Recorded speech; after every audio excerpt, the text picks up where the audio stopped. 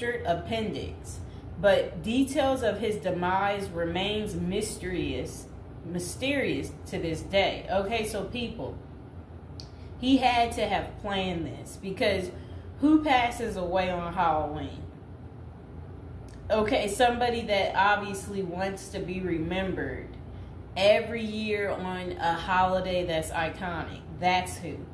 And now would be a good time to like the video and to subscribe to my channel. So for over 30 years, Harry Houdini dazzled audiences with his different stunts and superhuman endurance. So what finally put him 6 feet under? The Hungarian-born escape artist jumped off bridges while handcuffed and wearing leg irons. He slithered out of sealed milk cans filled with water, and he devised a Chinese water torture cell in which he submerged and suspended upside down by his ankles. None of those did he.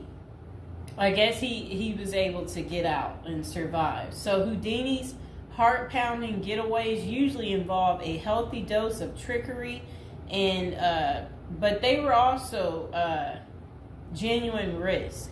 In 1915, Houdini nearly suffocated during a stunt in which he was shackled and buried under 6 feet of dirt. Houdini had made a career out of surviving the impossible, which only made the circumstances of his 1926 death all more mysterious. The 52-year-old performed before a packed audience in Detroit on October 24th, but was rushed to the hospital afterwards with an apparent case of appendicitis. He died just a week later on Halloween, leaving his legions of admirers bewildered. Okay, so an obituary in the New York Times expressed shock at the passing of the man who so often had seemed to thousands to be cheating the very jaws of death. And I want to talk about something else. So I've been to Detroit, and I don't remember anybody talking about Houdini there. And I think they should have had some of his cool, iconic stuff there.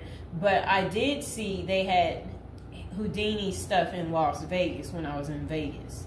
So, I don't know why they don't have it set up in Detroit. So Houdini's final performance. The strange series of events that led to Houdini's demise had kicked off several weeks earlier on October 11th.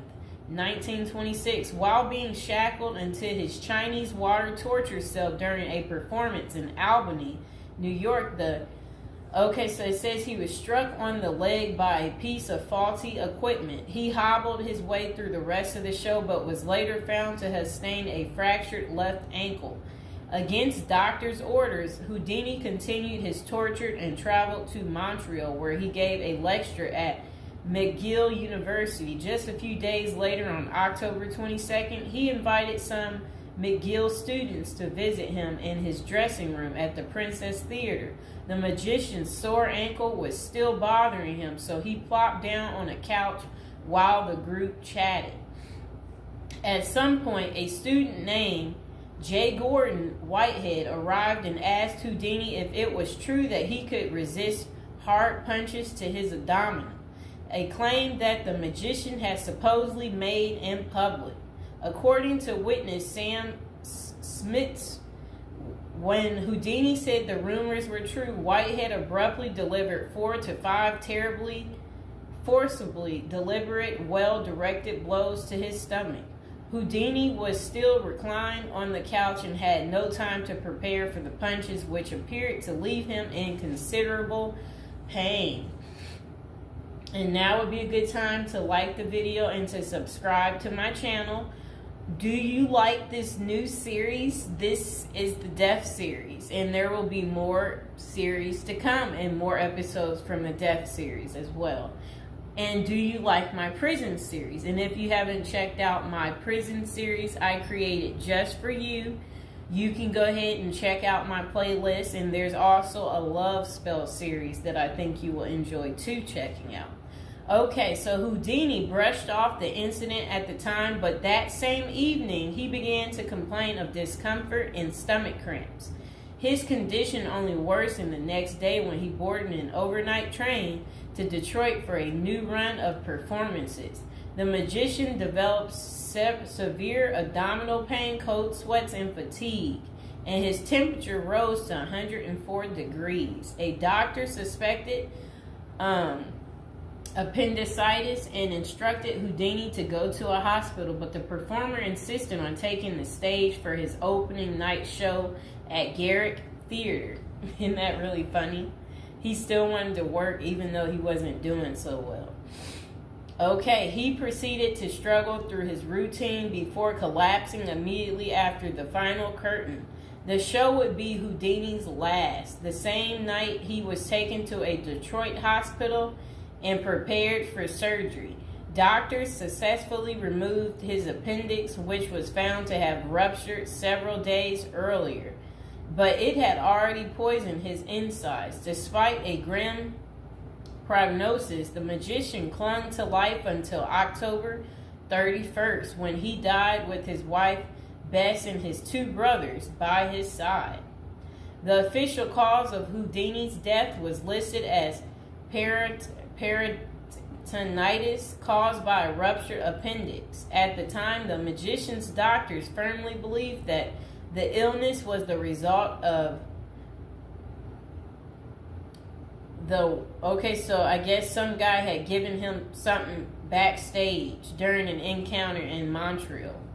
Okay, so such cases of traumatic appendicitis are extraordinarily rare. One study found only a couple dozen instances over a nearly 20-year period, but in 1926 the diagnosis was widely accepted. Houdini's life insurance company was even forced to pay his wife a double for accidental death. Okay, so doubts arise over the escape artist's death. Houdini was laid to rest in Queens, New York. And this is what his little, I never knew that was where he is. Well, there he is right there. Okay, that was his tombstone. Okay, so look, maybe I can put that tombstone as the thumbtack, people. Okay, so Houdini was laid to rest in Queens on November 4th, 1926, but rumors about his unusual death have persisted ever since. Many of the theories tend to focus on the magician's contentious relationship with spiritualism, a pseudo-fed religion whose adherents once claimed it was possible to communicate with the dead through seances and mediums. Houdini, a born skeptic, had spent much of the 1920s on a mission to debunk the spiritualist claims and expose its top psychics as frauds. The Crusades earned him several $1 million worth of lawsuits and more than a few enemies, but at the time of his demise, he showed no signs of letting up. Just a few months earlier, he had testified in front of Congress in support of a bill to outlaw fortune-telling in Washington, D.C. Could Houdini's meddling have gotten him killed? In the 2006 biography, The Secret Life of Houdini, authors William Kalash and Larry Sloman contend that the magician's death may have been a carefully planned assassination by members of the spiritualist community. If one were to suspect Houdini a victim of foul play, they write, then the section of organization crime that was composed of fraudulent spirit mediums must be considered likely suspect. Okay, so Kalash and Sloman argue that the spiritualists had a history of poisoning their enemies, and they note that no autopsy was ever performed to confirm Houdini's death. I wonder why.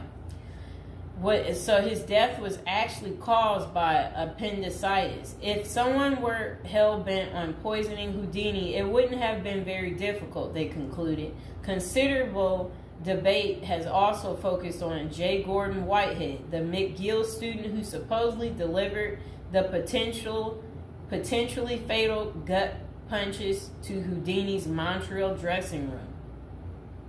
In the 2005 book, the man who killed Houdini, author Don Bell, floated a theory that Whitehead may have been in league with the spiritualists, some of who had previously threatened to harm Houdini or have him beaten up.